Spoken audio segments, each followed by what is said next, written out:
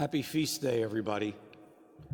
It is a special day here at Daylesford Abbey and in communities of Norbertine women and men, associate, oblate, and professed around the world, as all of us celebrate this Feast of Augustine as a solemnity, the highest order of liturgical feasts, because Augustine wrote the rule of religious life that all Norbertines follow. In fact, the constitutions of our order, officially revised at our general chapter in 2018, begin with the Rule of Augustine, which was written around the year 400. And St. Augustine begins his rule with a brief introduction. Let us love God above all things, dearest brothers, then our neighbor, for these are the chief commandments given to us.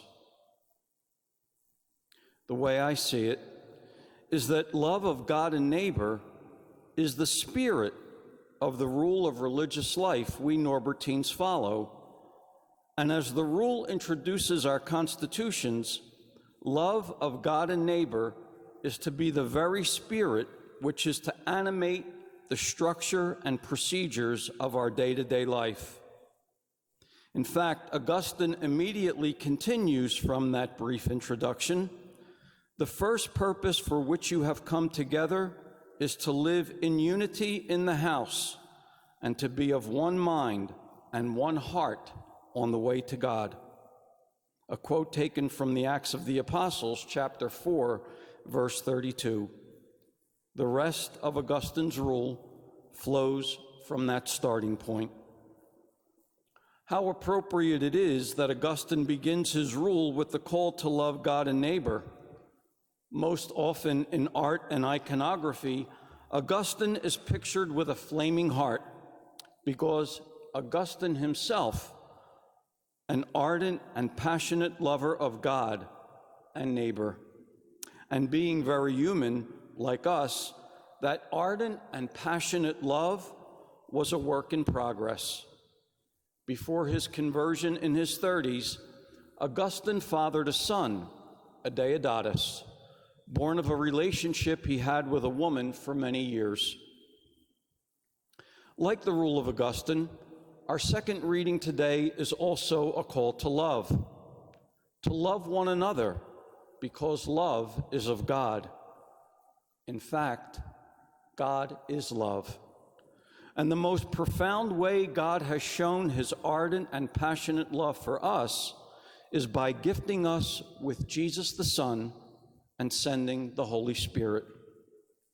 In the prayer of Jesus we hear in John's Gospel today, we witness the essence of intimacy and the synchronous energy generated by that unity of God, Son, and Spirit in action, and our part in that intimate Trinitarian love. Jesus prays, I pray that all may be one, as you, Father, are in me and I in you, that they may also be in us, that the world may believe that you sent me. In one of Augustine's sermons, he captures the intimacy between Father, Son, Spirit, and us by writing, in this world, two things are essential, life and friendship. Both should be highly prized, and we must not undervalue them. Life and friendship are nature's gifts. God created us that we might exist and live this life. But if we are not to remain solitary, there must be friendship. Later, he would say that half of the soul of his friend lived in him. So perhaps on this solemnity of St. Augustine, a good question for us to sit with a bit might be, what is the state of and quality of my love of God and neighbor? For we Norbertines, what is the shape of, quality of my love for God, neighbor, and confrere. Like Augustine himself, when it comes to love, we are all works in progress. As Abbot Dominic said in the beginning of Mass today, sometimes, maybe often, we miss the mark. We are all on the way to God. The profound call for all of us, and especially to we vowed Norbertines who follow Augustine's rule, is to remember that the first purpose for which we come together is to be of one mind and one heart on our way to God. Love of God, neighbor, and yes, even confrere, is not always easy. Usually it is work, many times hard work. Father Augustine knew this all too well. He concludes his rule of religious life like this: so that you may examine yourselves in this little book as in a mirror, and that you may neglect no point through forgetfulness, let it be read once a week. So let us celebrate this solemnity of our Father Augustine in a way befitting his image in iconography, with hearts aflame for love of God and neighbor and one another in community. Love God in prayer. Love family and friends in actions today that are loving.